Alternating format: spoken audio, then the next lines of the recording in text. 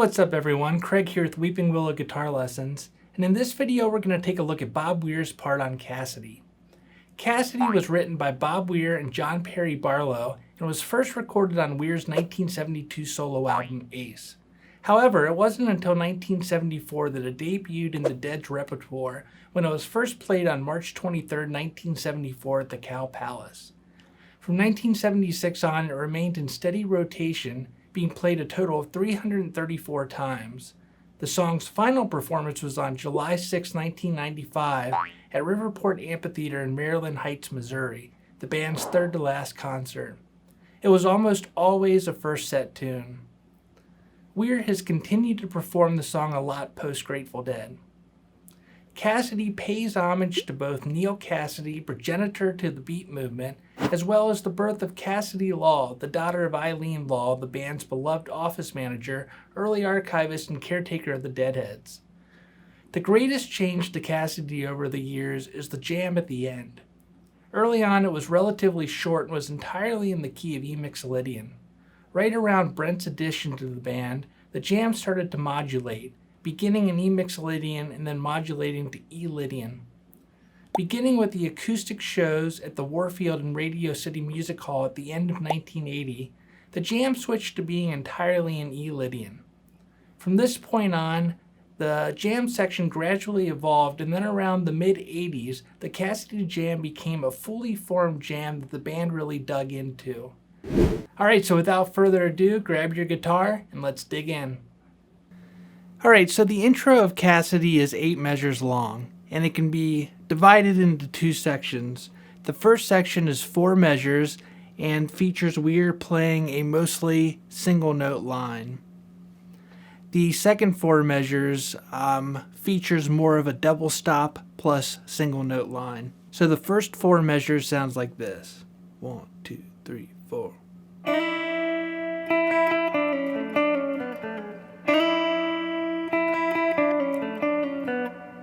Alright, so we're beginning by sliding from the 7th to the 9th fret on the 3rd string. So we're sliding into an E from a D, and we're also playing the open high E string, so we're doubling up on that E.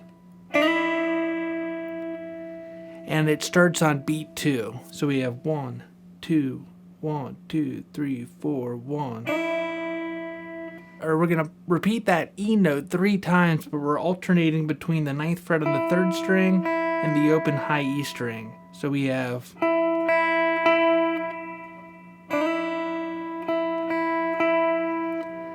Then we're going to pull off 7 to 6 on the 3rd string, followed by the 7th fret on the 4th string.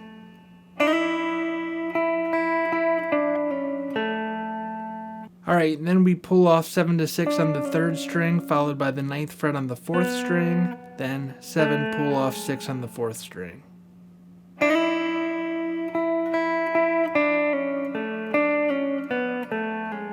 Okay, this phrase repeats again, but the second time the ending changes. So the second time we have...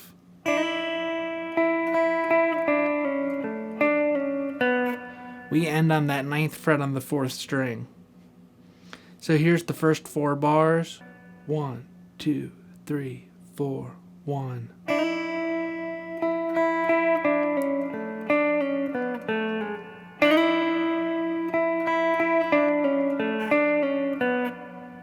Alright, so the next 4 bars features a double stop and sounds like this. 1, 2, 1, 2, 3, 4.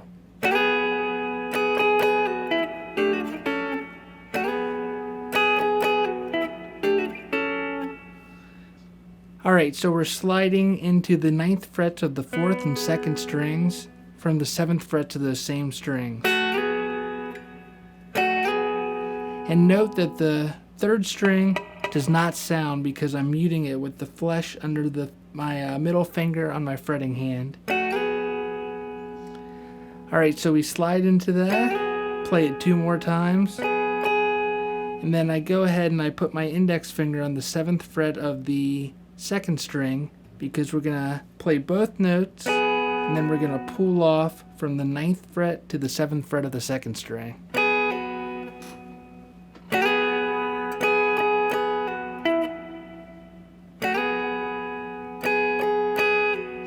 Then we have the 9th fret of the 3rd string.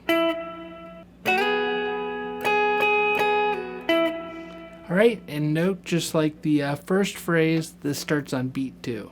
So 1, 2, 1, 2, 3, 4.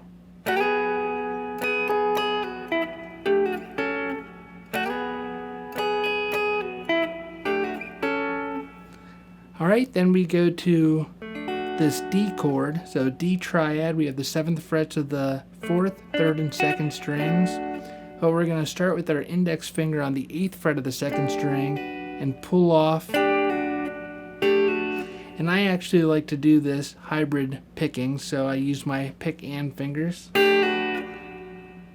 So my pick is playing the 4th string and fingers playing the 3rd and 2nd strings.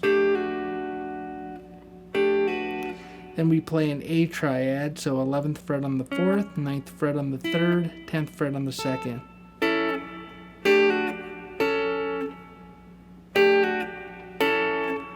Put that together and it sounds like this.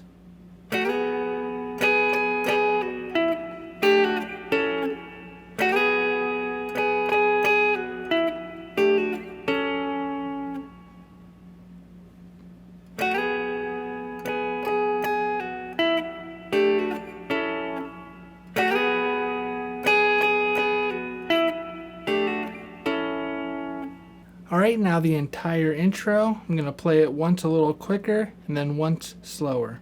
So 1, 2, 1, 2, 3, 4.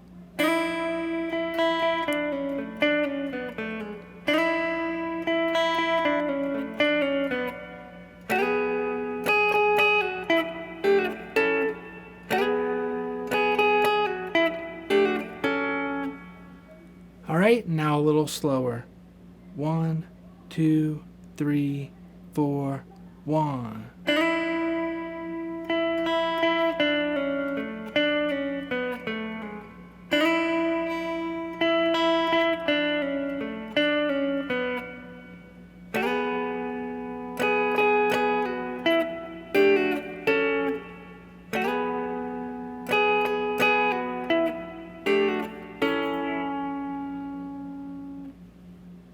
Alright, now we go into the verse.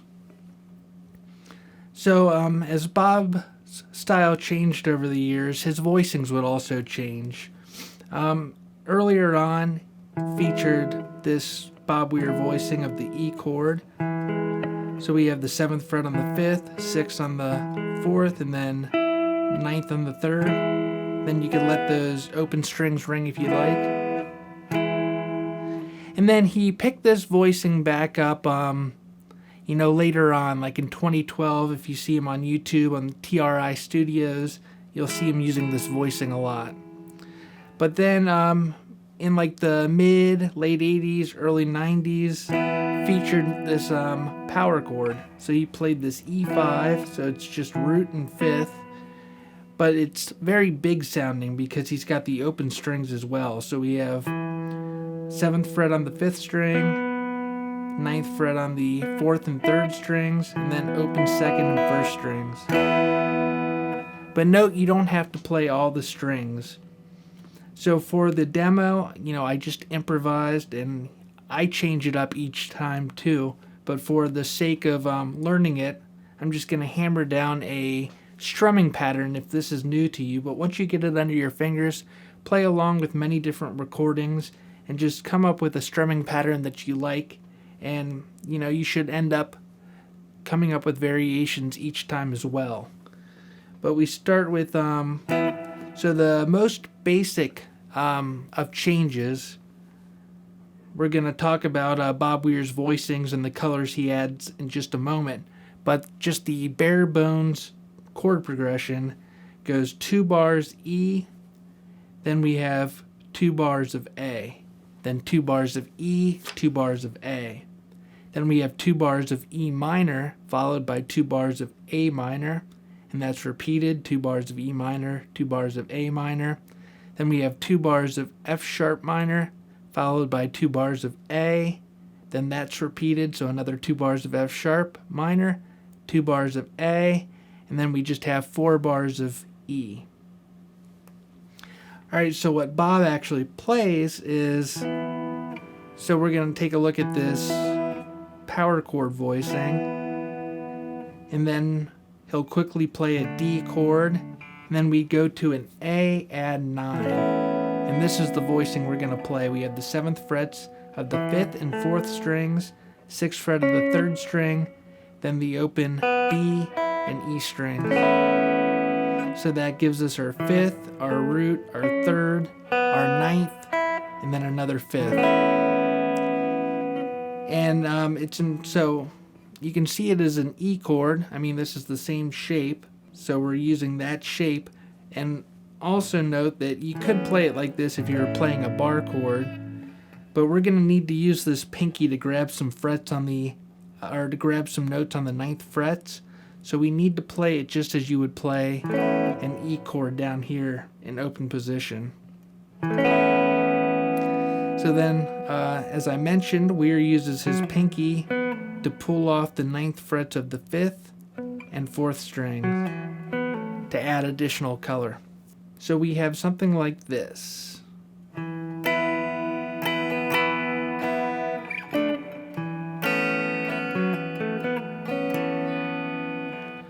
Alright, so our strumming pattern will be, we'll start with the 7th fret on the 5th string, then we have a downstroke, then down, up, and then up on the D, so it would be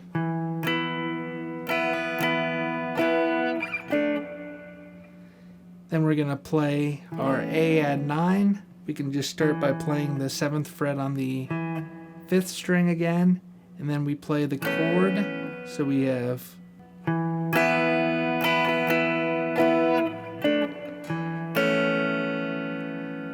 then we're going to pull off 9 to 7 on the 5th string, 7th fret on the 4th, 9 pull off 7 on the 4th, and then a couple strums. So we have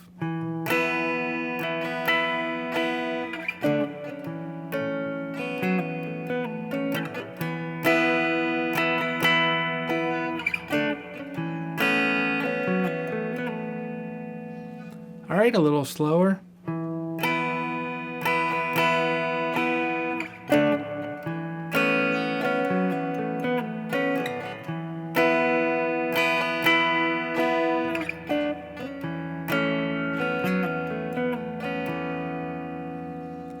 Alright, now for the E minor to A minor, we're going to play this voicing of the E minor. So this is the C cage shaped of an E minor chord. So we're playing the 7th fret on the 5th, 5th fret on the 4th, 4th fret on the 3rd string, and then open 2nd and 1st strings. And again, you don't always have to hit all the notes. For this, we're going to use this strum patterns. We have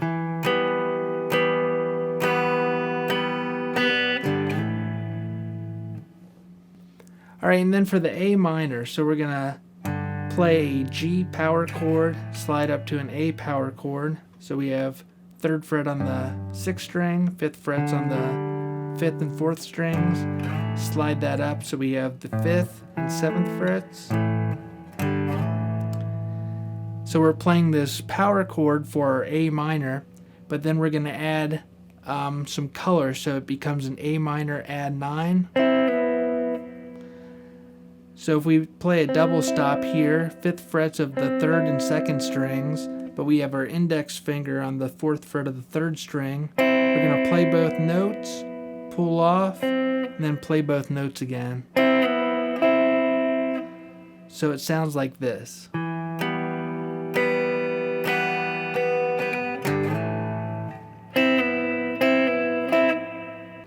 So our strum pattern will be, so we'll play the 7th fret on the 5th string, followed by downstrokes. So we have 3 downstrokes, then we're going to do an upstroke, and then an upstroke where we slide from the G power chord to the A power chord.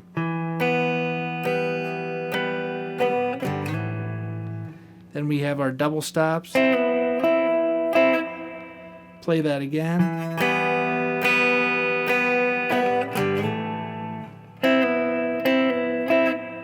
Alright, now we have our F sharp minor to our A. And for voicings and for color, Bob actually plays an F sharp sus2. So he doesn't actually play the minor third, so it turns out being an F sharp sus2. But with the minor third in there, it becomes an F sharp minor add 2 altogether. But the voicing is 4th frets on the 5th and 4th strings, followed by the 6th fret on the 3rd string, 7th fret on the 2nd string, then 4th fret on the 1st string.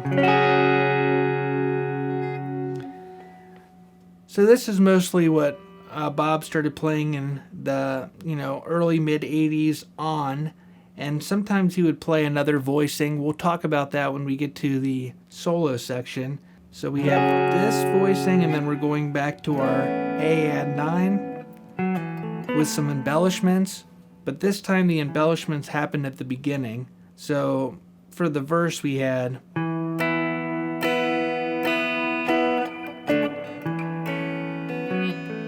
the embellishments kind of happened near the end of the measures. But for this part we have it happens right away. So just keep that in mind. So we start with that F sharp sus2, and we're going to play down, down, down, up, up, down, up, up.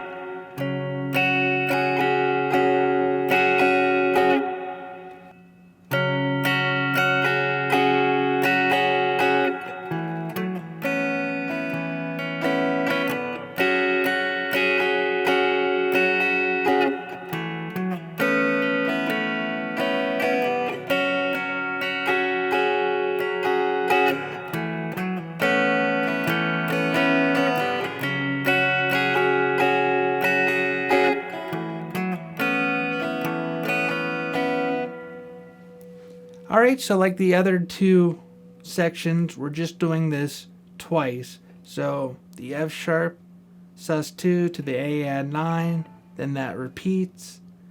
And then we have a little interlude. And this is where Jerry repeats the... But Bob's not going to do that. He's just going to hang out on this E power chord.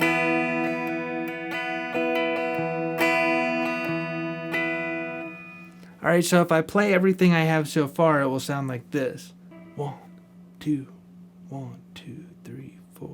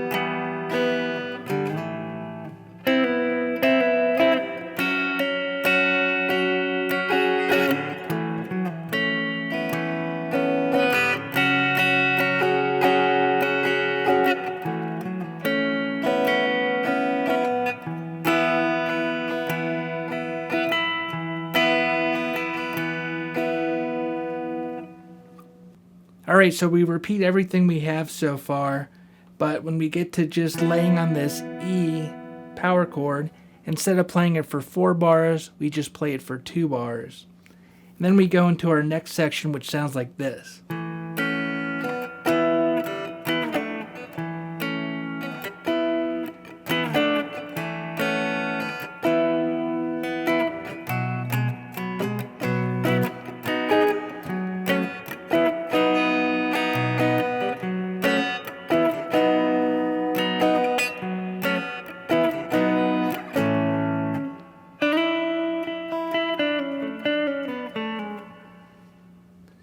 Alright, so again, you get different weird voicings all the time. It's an A, So we start off with an A, E, D.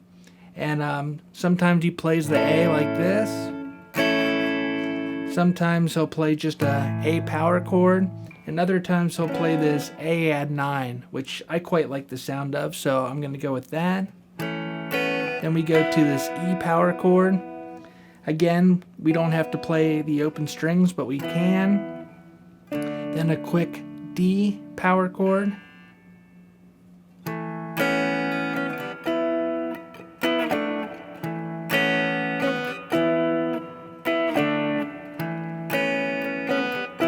Stay on the E this time, and then we have B.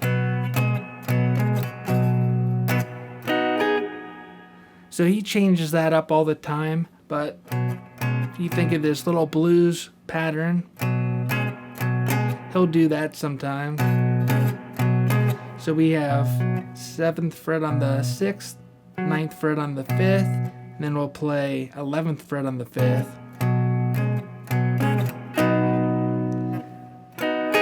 And then he can add that 9th fret on the 2nd string as well. Then we have... So basically this is just F sharp minor, E, B.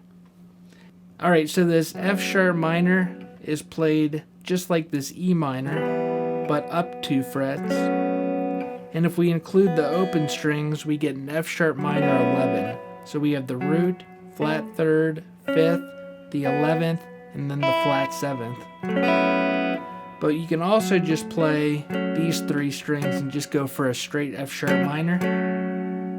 Then we have our E power chord. Again, you can include the open strings.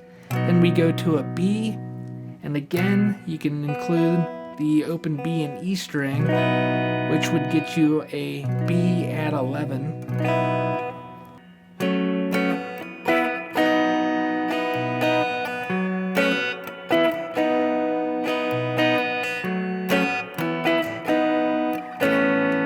Alright, so the 3rd time we quickly play an A, and then we go into our intro. We play the full intro.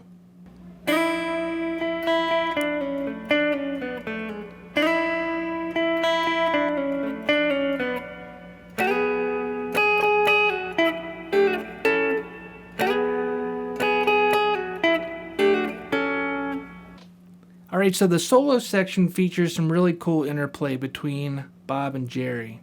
Here's what Bob plays during the solo section.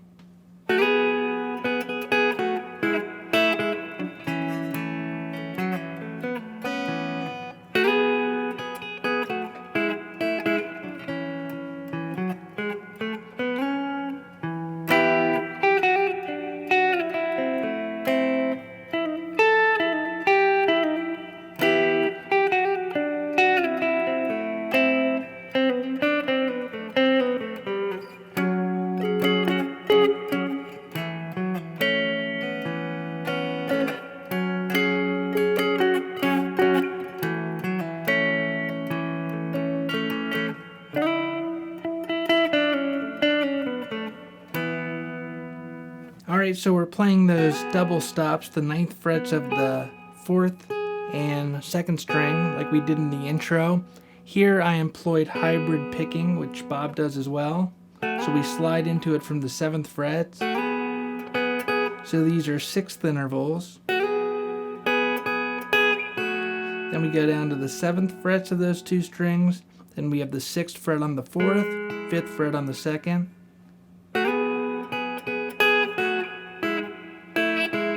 And we're going to add the 7th fret on the 4th string, but keep the 5th fret on the 2nd string. Then back to the 6th fret on the 4th, 5th on the 2nd. Then we have 9th fret on the 5th, 7th fret on the 3rd string. So this is that quick D that we play. So we're playing over the verse section. So that's that quick D. Then we play our A add 9 shape, but we're just playing the 5th and 3rd strings.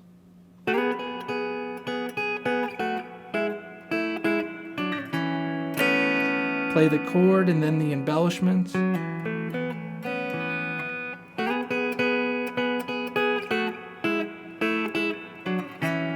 Then the second time we have this. So we're playing 7 to 9 on the 5th, 6, 7, 9, slide to the 11th on the 4th.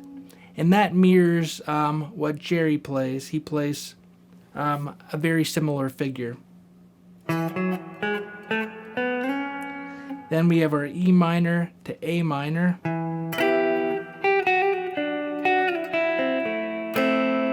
So we're going to play 7th fret on the 5th string, followed by our E minor chord. Then we have 8th fret on the 3rd string, G or flat 3rd, E minor. Then we have 7, hammer on 8, pull off 7.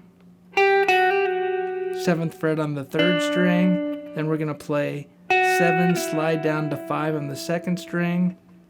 Then 5th fret on the 2nd, 5th fret on the 3rd, 7th fret on the 4th string. So that's an A minor triad. And then play that simultaneously. So we have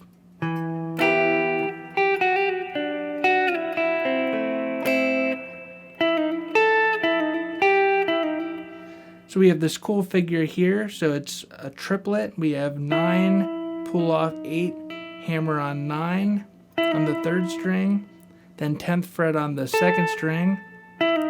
Do that hammer on pull off again, 8th fret on the 2nd string, then do that hammer on pull off again.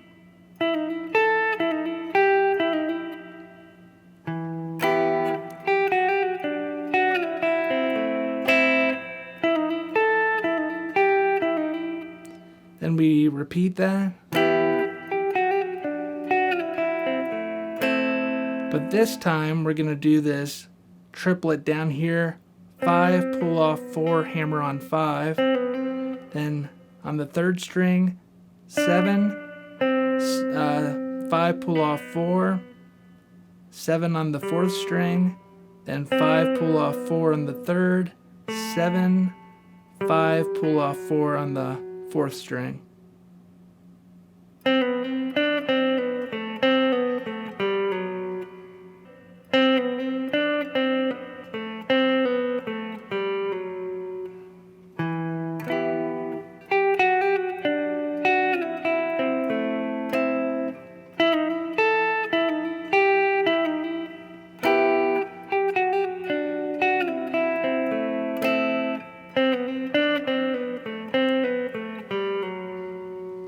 Alright, now we have our F sharp minor to A add 9, but instead of playing this voicing like we did earlier, we're going to come up here and play the 9th fret on the 5th, 11th fret on the 4th, 13th fret on the 3rd string.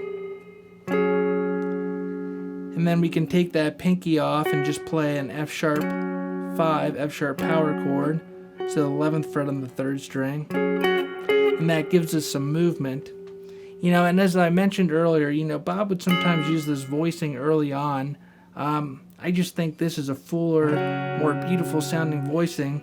But when you play this one up here, you have some risk of getting some extraneous notes you don't want. Like this 13th fret on the 2nd string would sound horrible if you hit it.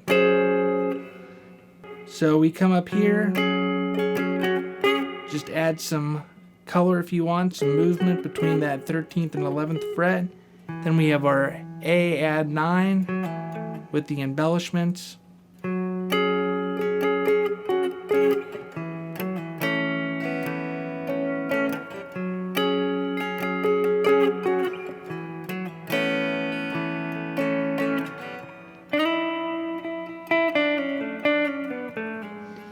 And then Bob will usually play that intro figure one time, and then he'll just hang for the second time 2 measures on E5. Alright, and then we have our last part before the jam. And this is just switching between this E and A add 9 with the quick D in there, just like the beginning of the verse.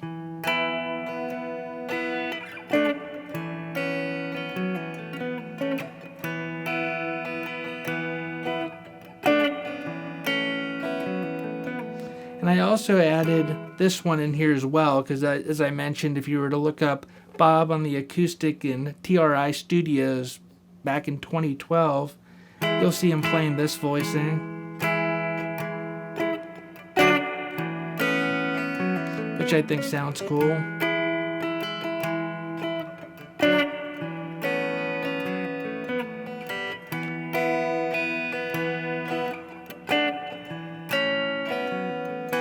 So you can take your pick or mix and match if you'd like. Alright, and then we go to the end jam. After the jam, we go back into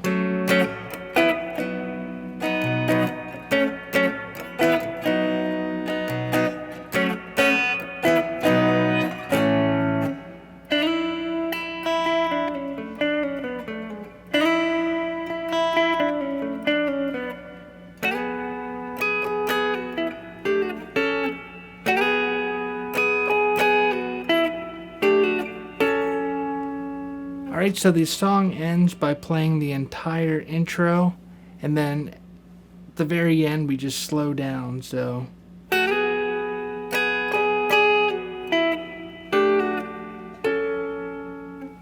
As far as the jam goes, that changed throughout the years.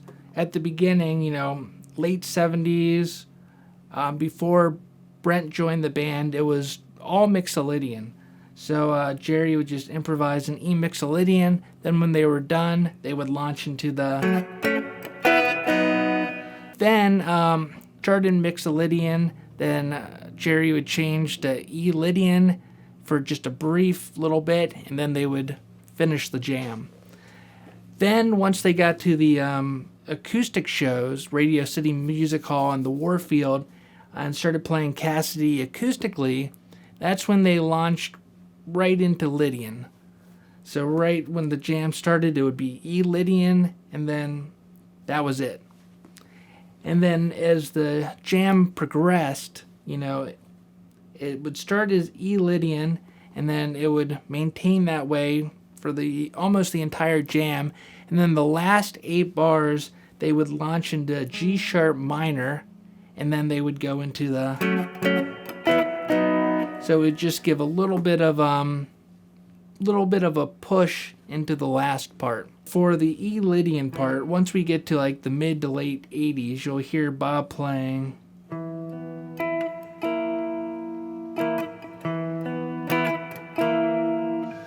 He'll alternate between this E power chord and then this, you know, it's got the sharp 4, but it's the root and the sharp 4, and that's it.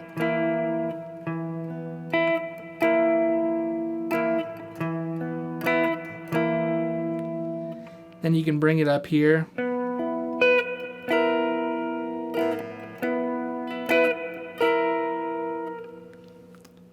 And I mean, that's essentially what he's working with, and then he just adds all sorts of other stuff, which we can get into in another video.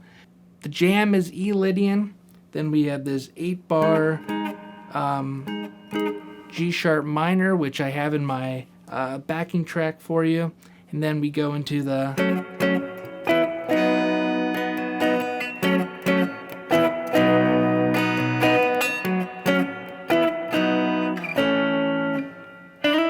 end with the intro.